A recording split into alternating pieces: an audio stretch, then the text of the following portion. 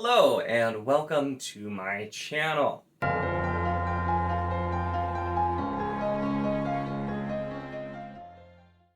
In this video, I'm going to be doing kind of a dual review here. I only did this ever once for two Discworld novels, but I thought it would make sense for this because the two books I'm going to be doing are Dragonslayer by Duncan and Hamilton, which is a shorter book, only about 300 pages.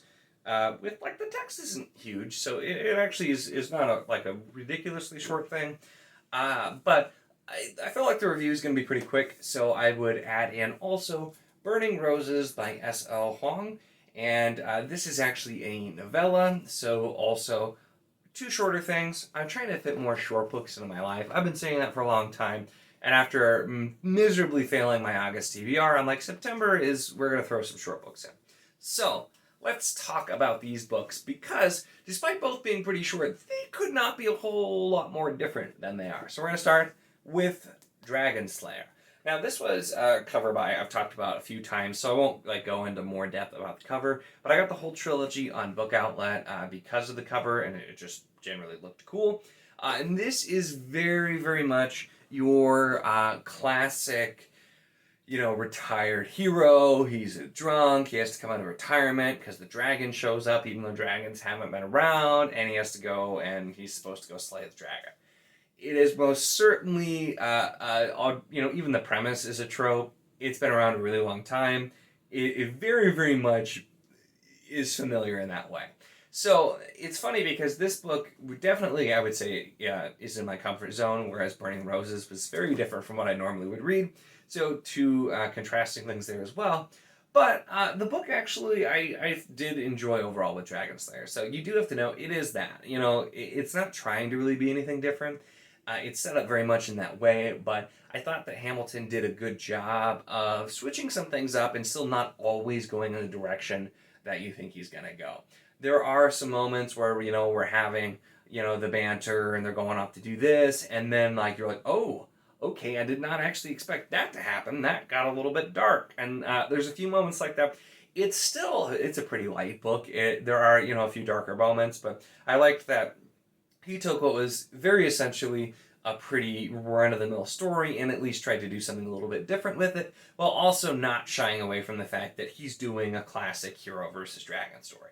That's what it is. You have all the trappings of that, but there is more to it, and there is a little bit of the world that's kind of set up as well, where we learn about basically back when there were more dragons, there were mages that were really common, and they kind of somehow enhanced these knights. Basically, they're called chevaliers. It seems to be more French-inspired for a lot of that.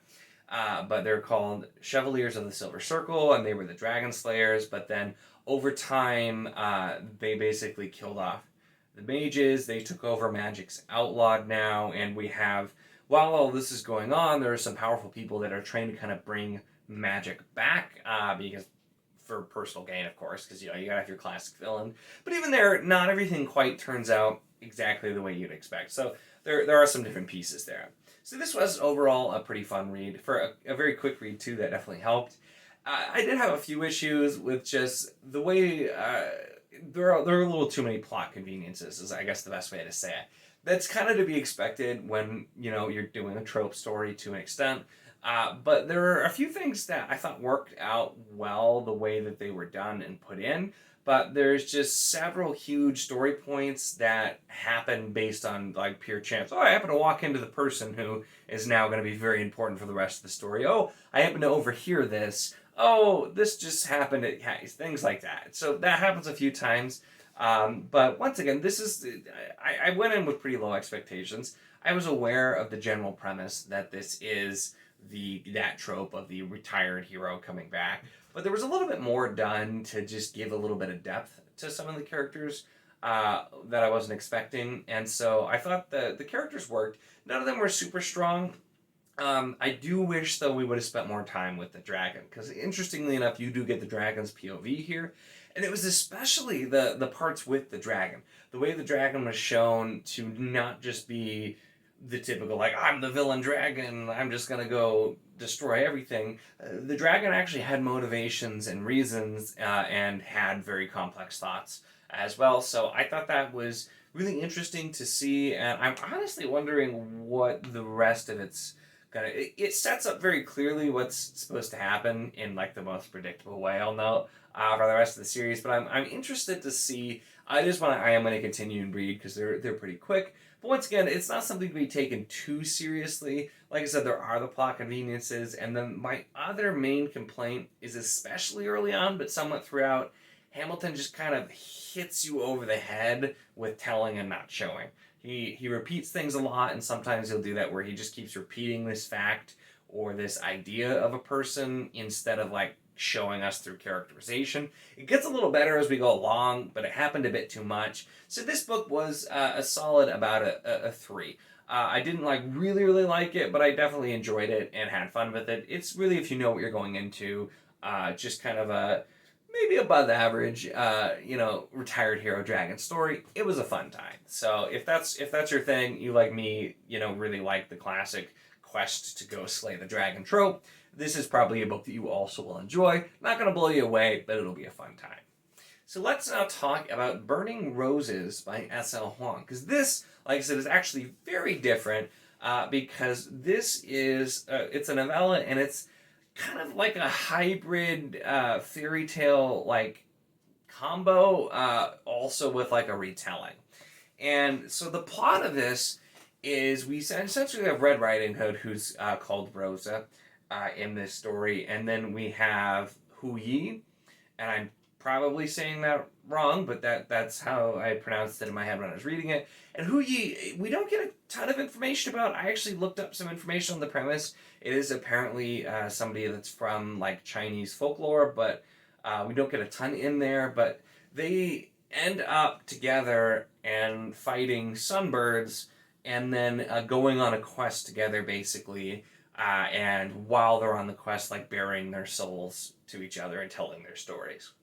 So it sounded interesting enough for me to pick it up. This was a book outlet one, so I didn't spend a ton on it, mostly because I really hate, this is priced at $21.99. This is a tiny book. It's technically like 150 pages, only because this is how big the text and spacing is on this tiny book. So that's way too much. It just is. So I never would have bought this new, but on book outlet I was okay with it. And for me, really, this suffered because it didn't seem to know what it wanted to be. It literally opens with a poop joke. And I'm not kidding. Like, it literally opens with a poop joke. And so I start wondering, is this supposed to be more of like a comedy done like in a fun way? But then very quickly it's telling me that, like, okay, no, it's supposed to be about these two characters, Rosa and Huang, like bonding and having this like serious relationship.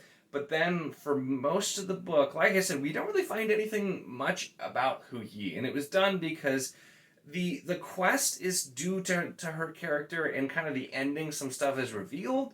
But I would have really, like, all of the most interesting parts, including like the sunbirds, these like firebird type creatures that are barely described, and Huang, who's from folklore that I'm not familiar with, would have been a lot more interesting to get some of that. But we spend most of the time on this journey they're going on with Rosa, just telling stories about her life. And there too, it feels like kind of like a different genre. And I'm supposed to take it seriously, but it's basically, she uses a rifle, and it kind of retells a lot of different fairy tales. But instead, it's about basically her like going after and shooting up fairy tale animals, essentially. Is how it goes. And there's like there is some thought put into it. There's a name like Grundwirgen, which is for intelligent animals or people who can turn into animals, essentially. And in the West, where she's from, they're supposed to be like, you're supposed to treat them like humans.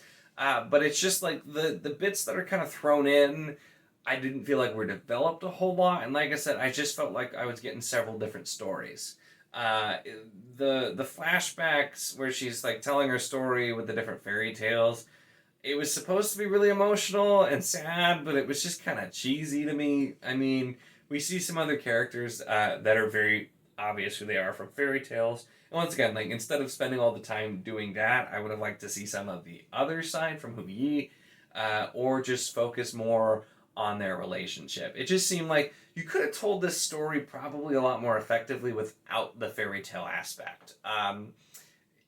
For me, it just didn't really work. Now, I will openly admit I'm not a big fan of retellings typically, so that could absolutely be affecting my opinion of this. But like I said, it was more so just not seeming to know what direction the author wanted to go. And when it's a novella and it's not very long, that really hurts the story, because with a novella, you need to know exactly what you want to do and do it.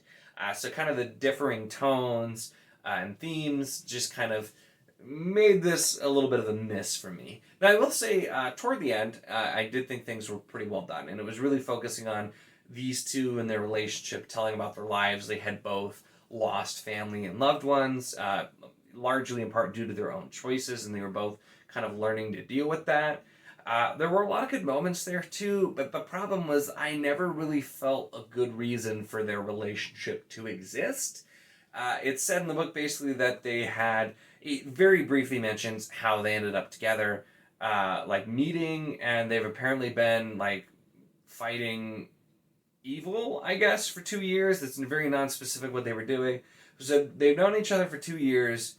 They're extremely similar in a lot of ways, yet neither one of them actually knows anything about each other, apparently, because it's not until they're going on this quest that they, of course, are going to do together because they have such a, strong relationship, but neither one of them knows anything about the other. So just, like, once again, kind of, I feel like things are being thrown in from both sides. I'm supposed to believe they have this really, like, deep, strong relationship, but they don't know anything about the other person, and it's just, I really struggled with this one for those reasons. So this I gave about a 2.5. So I didn't hate the book. It definitely wasn't like a 1-star, but there was enough. It was probably closer to a 2, if I'm being honest, but I gave it a 2.5 because there were some really well-written parts. I don't think the author is like a bad author or anything. This just didn't work. Maybe if it would have been longer and kind of picked a tone, it might have helped. But honestly, like, this is probably something I would have DNF'd had it not been a novella. It was very, very short, very quick to read. Like I said, the line spacing and the print are very large, so it was much, much shorter than the, 150 pages. And like a regular-sized book, this would have been like 60 pages, probably. So it was very quick to get through. And that helped too, because there were a lot of things that I just didn't care for that much, and it really just wasn't for me. But I will say, if you like retellings and that kind of thing, and like my description of the story sounds interesting, this is one of those books I feel like there are a lot of people who would enjoy more than me. It wasn't really my thing. I wanted to give it a shot, and there were just a lot of factors that made me not enjoy it a whole lot. But if that sounds interesting to you, like I said, it's not badly written or anything like that. Just all the things I said are why it really didn't work for me. So those are my thoughts on both Dragonslayer by Duncan M. Hamilton and Burning Roses by S.L. Huang.